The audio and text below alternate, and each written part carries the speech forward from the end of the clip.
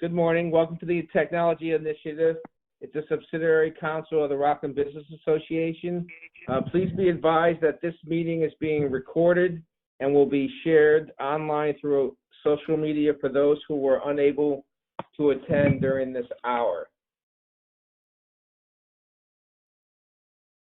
My name's Barry Dorfman, and for some unknown reason, I am the moderator of today's meeting because I am the least technological guy on the planet. This meeting is being brought to you by Justin Schwartz from Atlantic Tomorrow's office and Brian Campbell from Rockland Pros, your accounting and business consulting firm. I'd like to ask Justin and Brian to briefly introduce themselves and their respective businesses. Justin? Yeah, and thank everyone for joining us. Brian and I chair this tech initiative, and Dana Karen, and with some comments before, this is the first time platform, and to see the new normal with some of the new technology, because of we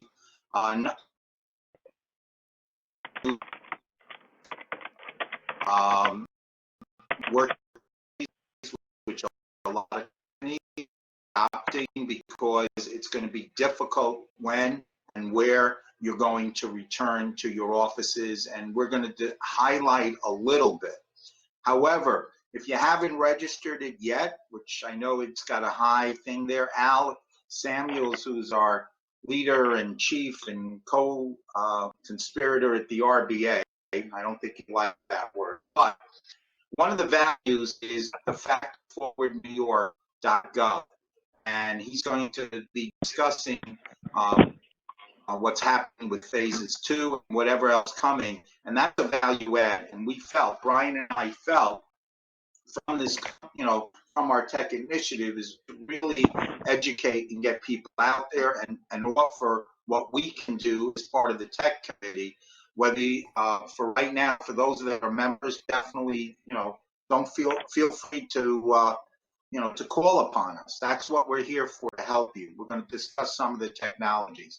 Just briefly, Atlantic Tomorrow's office, Don Moody, who's the salesperson that is assigned here, he's listening in as well, and he usually takes care of all the copiers, office technology, and things of what we're doing and discussing, whether you're going to use e-signature to get your signatures, help you with a platform, whether it's Uber, Zoom, or in fact MS Microsoft Teams to do it, and how you're going to interface with your customers. And we'll give you some tidbits on that. And we do have a lot of questions, and I thank you all for the some odd 25 questions, which we'll try to get to today. Go ahead, Brian. Thanks, Justin. Yeah, so again, Brian Campbell from Rockland Pros. We are, as Barry said, an accounting and business consulting firm. As you can imagine, we're pretty busy these days. We help clients from a financial perspective, operational perspective, and certainly from a technology perspective.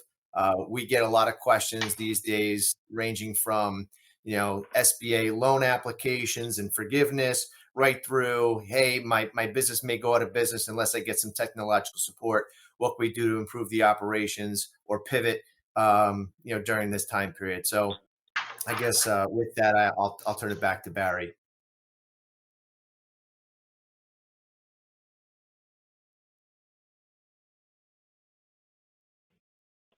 So, for those who are new to the Rockland Business Association, the RBA's mission is to educate, inform, and provide beneficial services to members, actively represent, promote, and support the business community. The Technology Initiative is a subsidiary council whose mission is to promote educational and interactive discussions among business professionals and technology thought leaders by addressing the ever-changing business needs in a continually evolving technology environment. Today's topic is businesses must pivot or parish. Before I turn the meeting over to Justin and Brian, I'll just address the very first question that was submitted by Roger, which is who's going to be delivering the coffee and bagels? This is a BYOB meeting, which is you can either bring your own bottle if you're sick of being cooped up because of COVID, or you can bring your own breakfast. But either way, this is we're not delivering anything other than great information. And with that, I'll turn the presentation over to Justin and Brian and take it away, guys.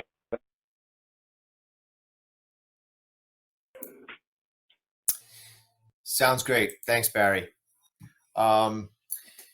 So in light of the COVID-19 pandemic, the Technology Initiative wanted to discuss the concept of pivot. So what does pivot mean? So pivot in the startup world means to shift to a new strategy, but it doesn't always require a drastic change to the entire company. The degree of pivot required will vary from one business to another. So what we wanted to do today was discuss several areas that businesses must consider as part of their pivot strategy and how we can help. And here's the short list of it. Now, this is not an exhaustive list, but it's certainly some of the high points. So we just wanted to, at least from an education standpoint, let everybody know what these areas are. So IT processes, looking at, how your business continuity plan and separately your disaster recovery plan is, and how it gets impacted or rolled out during a pandemic like this. We all plan for things like, power outages and, depending on where we are in the country, we might focus on, okay, what does it mean for me during a hurricane? We've now experienced Superstorm Sandy, but what do we need to do in the event that something like a pandemic, a COVID-19 comes into place? Have we considered that as part of our plan? And the best way to determine what areas we've covered or not covered is to focus on risk assessments. What could go wrong and what mitigation strategies have I put into place to minimize the risk of either going out of business or having downtime in my business. Communication, obviously very, very important. It's more important today than it's been in the past, particularly because we can't communicate or have a difficulty communicating with people one-on-one, live and in person. So the use of the phone, the importance of the internet, and the use of technologies that may have been optional before are becoming, in some cases, mandatory today. Another thing to consider is hardware. So we've had devices in the past, whether it be printers, scanners, fax machines, or just the multifunction equipment. When we're in and out of our offices, they may not be as important, but now we've got home offices. How does hardware in a home office environment change the game? So Software if and I can subscription jump services. in on that, Yeah, please. No, so those are the things that, what you're doing in the home office, these are things that you need to start looking at because we took it for 8 weeks. And whether we're going back into the office and whether the office is ready to accommodate everyone back into the office, we need to be looking at now that the home office, do we have enough equipment? Do we have enough bandwidth? Is it now the little home printer? Is that going to suffice? Do we have the faxing and scanning? And are we able to get by? So these are things we need to start looking now, especially if we're going to start looking at the home office as really a true office. And we may now have to start thinking about updating our technology and updating the equipment that we do have. Okay, Brian, go ahead. Right on, Continue. Justin. Thank you for that. In addition to hardware, there's also software or subscription services. This is extremely important. So many of us have been displaced from our offices. Now, as business owners, many of us we were able to go into our office and we were able to access our desktops perhaps or our laptops.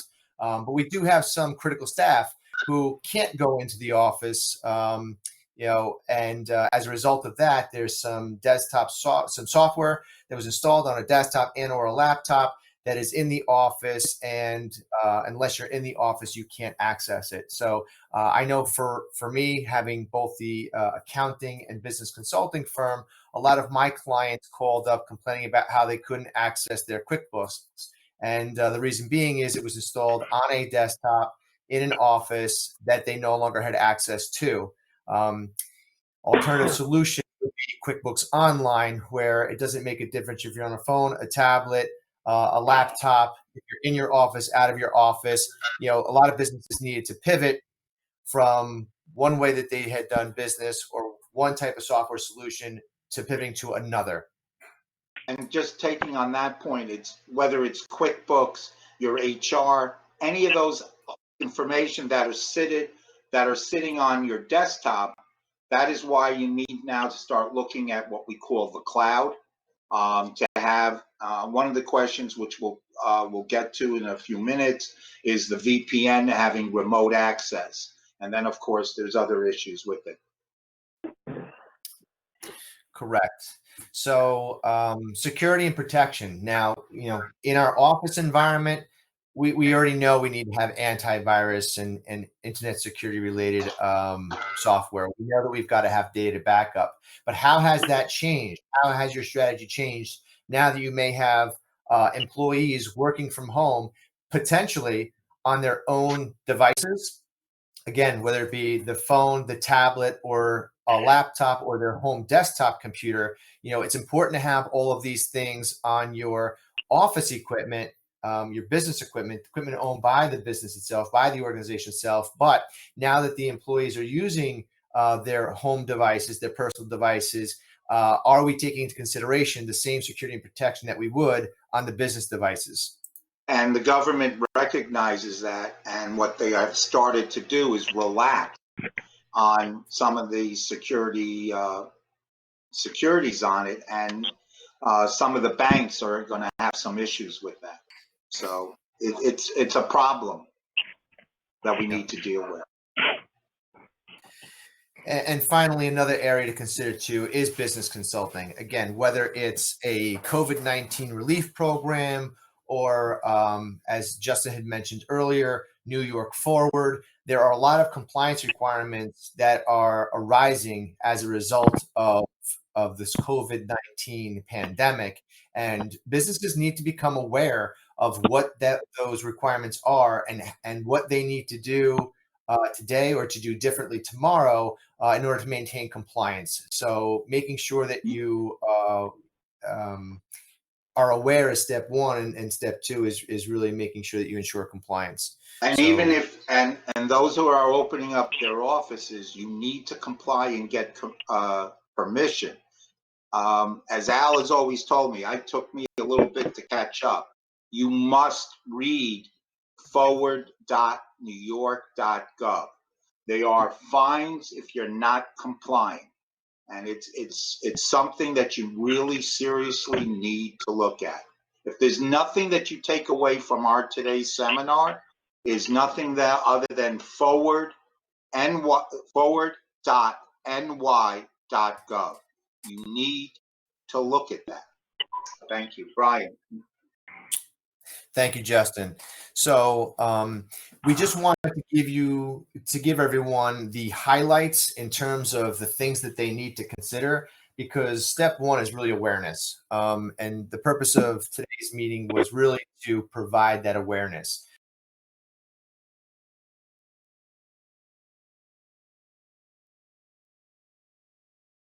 Now, I'm going to turn it over to Barry Dorfman. Many of you have already submitted through the registration process questions that you had that you want to discuss during this meeting. So we've compiled those questions. As we said, they were voluminous, which was great. We'd like to do is spend the rest of the time going through those questions, providing some guidance, some insights, and hopefully answer those questions for you. And we'll go through as much as we can for the remainder of the time.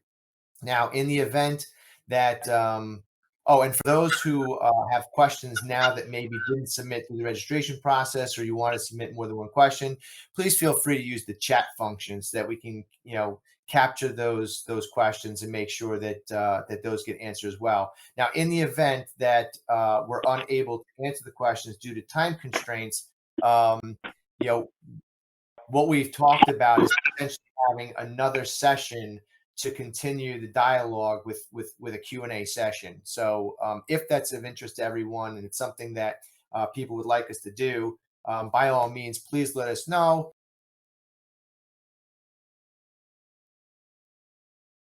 Yep. So without further ado, Barry, what are some of the questions that came in?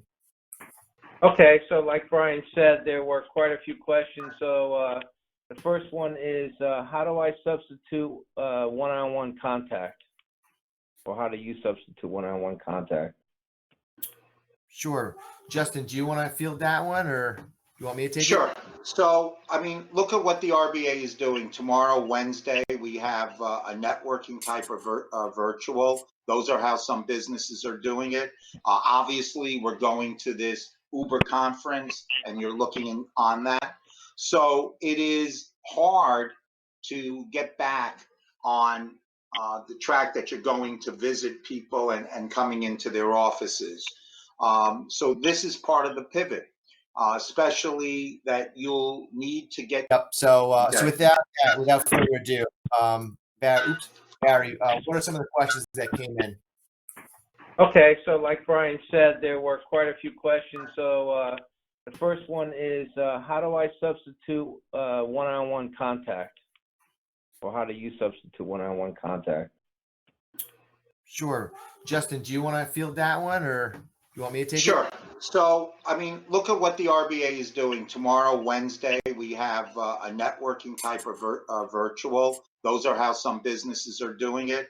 Obviously, we're going to this Uber conference, and you're looking on that. So it is hard to get back on the track that you're going to visit people and coming into their offices. So this is part of the pivot.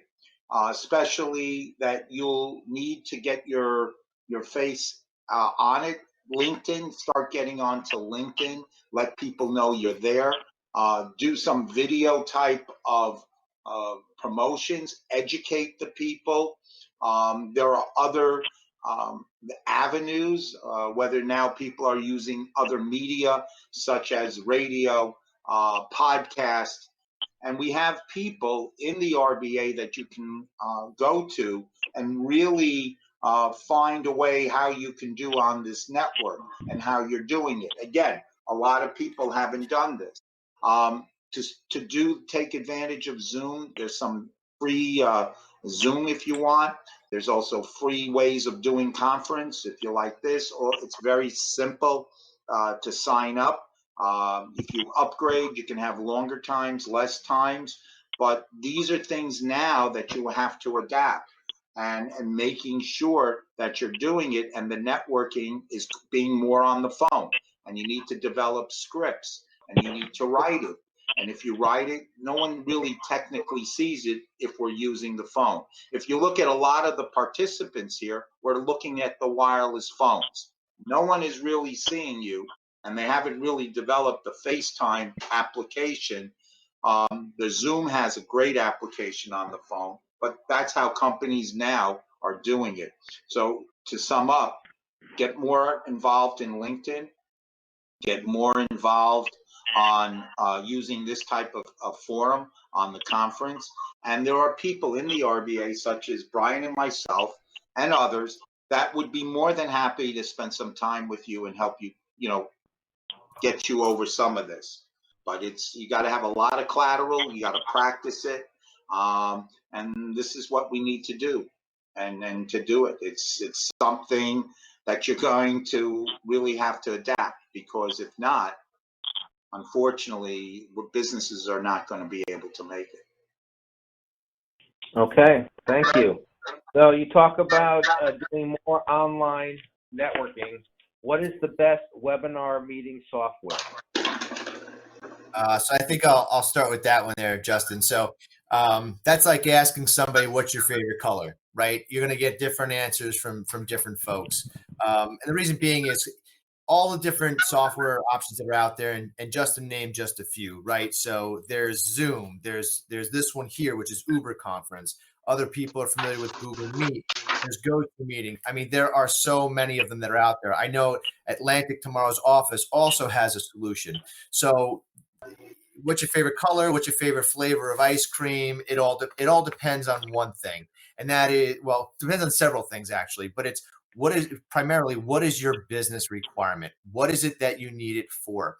If you need it just to have, a face-to-face meeting, that may be one, one solution may be best for that. If you want to do a screen share option, there may be another web meeting software that's better for that. Some people, security is the highest priority for these meetings, so some are more secure than others. What device are you using versus what the other participants are using? So some work better on phones versus on tablets versus laptops. And then platform, your operating system, your web browser. Some play nice with a broad stroke of web browsers and operating systems, and some don't. Some are more preferential to a Google Chrome versus a Safari. So really, at the end of the day, you've got to ask yourself, what are my business requirements, right? What is it that I need this for? And what are some of the other variables or conditions that I need to consider when making my selection? And by the way, cost might be one of them as well. Yes, and it's called, as we call it, whether you did a business plan and how to do it, really get into a technology plan and how to do it. And we're here to help. The technology initiative is here to help. That's correct. Okay, thanks.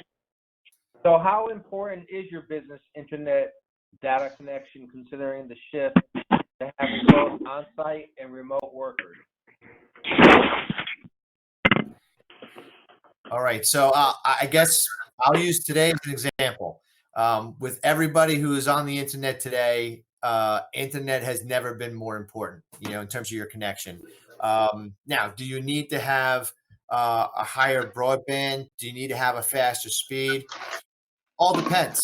It depends on where you're connecting your internet, and who else is on that network with you. So I know my kids right now are home.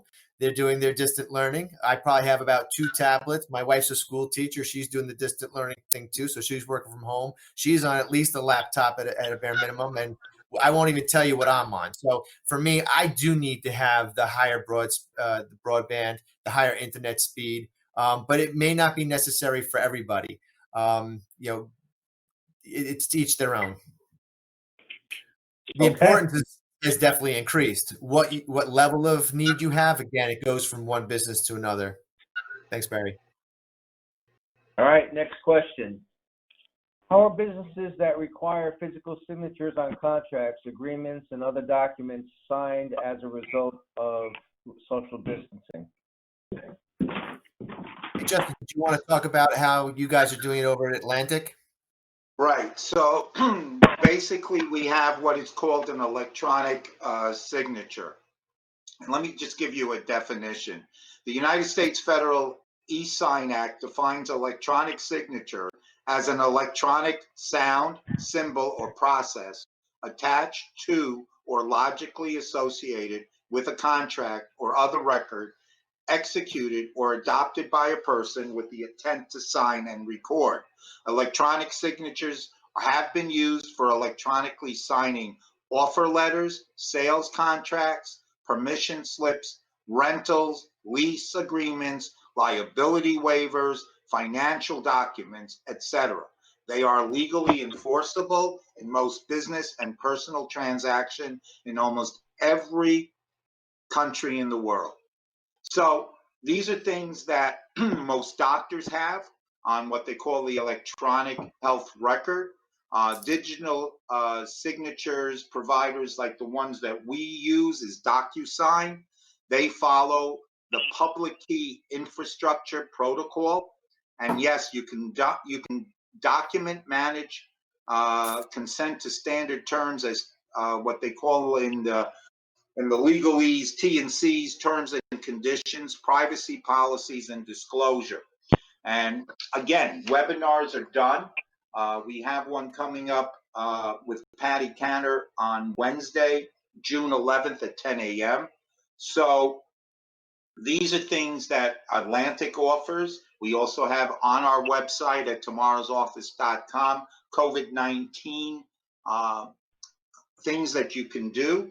And the adoption of this has been increasing over and over the years. So some of the platforms, as I said, is DocuSign, Adobe Sign, and alternative options, including SignQuest, which I believe, Brian, your company is using at Rockland Pros.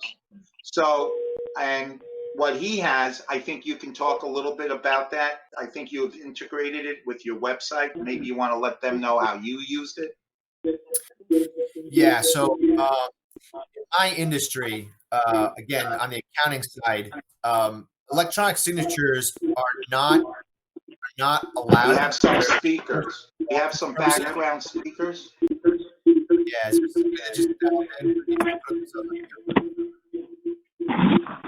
Can we mute them? We can. Let's see. Mute them all. I mute this one. This one. Okay, how's that? Much better. All right. So sorry about that, folks. Yeah. So going back to accounting. So from a income tax perspective, right? Everybody's filed the taxes. At least we hope you have. If not, you still have until July 15th. Otherwise, you could file an extension, go out even further. But when you file your income tax returns, it is required that you file them electronically, and there is a tax form, certainly on the federal side, and then it varies from one state to the next. New York certainly has one. And that is the e-file authorization form. So these e-file authorization forms, we used to get handwritten signatures on them because our clients came into our office. We met with them face to face. We reviewed their tax returns and then handed them a piece of paper for them to sign. We had to pivot. There's no way we could continue doing that because we were no longer able to meet with our clients.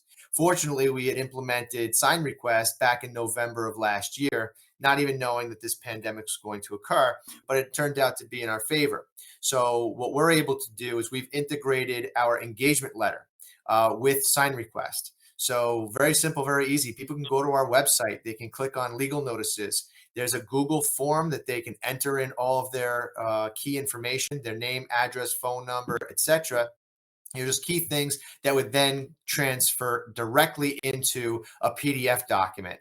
It happens automatically. And once that PDF document is created through some other integrated software, we're able to get through sign request an email out to our clients or prospective clients so that they can sign these documents. So, you know, our firm has been growing over the years. So this is an administrative task, one that we don't have time for, especially during, you know, a very busy tax season. So integrating several different forms of technology, including electronic signatures like sign request, has enabled us to be able to do more with less, so to speak. So, and that's the same thing that a physician would do with your own prescription. So it's the same thing that has gone and transcend to businesses, such as where you're in home, you need to get a hold of your documents, right? And you got it from so many places that it organizes. It's an electronic file. So these are the other things, as Brian said there, is to help. And these are both, Brian and myself were more than happy to help our members of the RBA if they need some guidance on this. Absolutely. Back to you, Barry. Okay, so along those same lines of signing documents, the next question has to do with notarized. With business closures and social distancing mandates, how are businesses getting documents notarized? Brian. Yeah, great question. So this question relates to like notaries, right? Getting things notarized. There are virtual notaries that are out there. Some states have adopted it early, and they allow for remote notarizing of documents, legal and otherwise.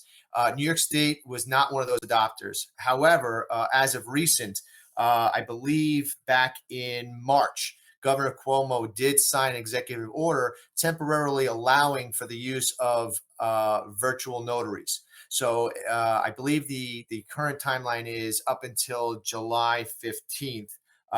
If there's a document that you need to have notarized and you're not able to get into a bank because the branch lobby is closed and they're not doing notary services through the drive-through, and getting in touch with the notary with a 6-foot rule becomes problematic.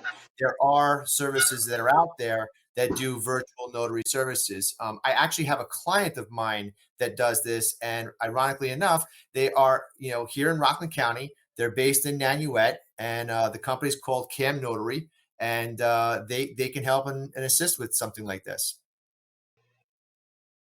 Okay, great. So is VPN on its way out if an office is set up of software is all cloud-based, Brian? VPN is not necessarily on its way out. There are still practical reasons for using a VPN. Just to make sure that everybody understands what a VPN is, right? Let's go to the definitions.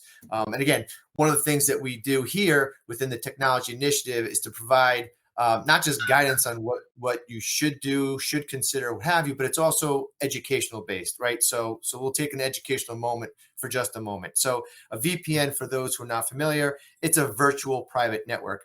It's effectively a tunnel, a secure tunnel between a user's computer, right, and a user's network. So for many banks and financial institutions, for example, they can't just take their laptop home with them and then connect directly to software that the bank allows them to use. They actually need to log into a separate portal that allows them to make a virtual connection, a secure connection back to the bank servers.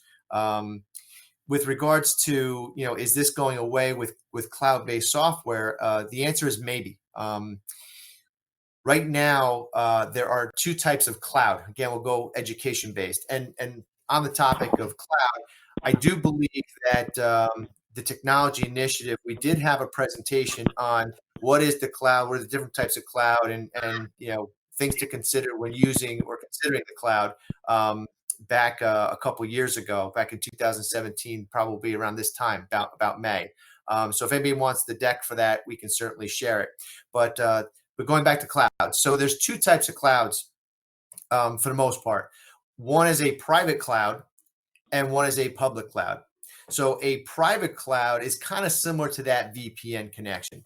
Companies set up their own cloud-based network where their employees and only their employees are able to connect to whether it's software or data in that private cloud network.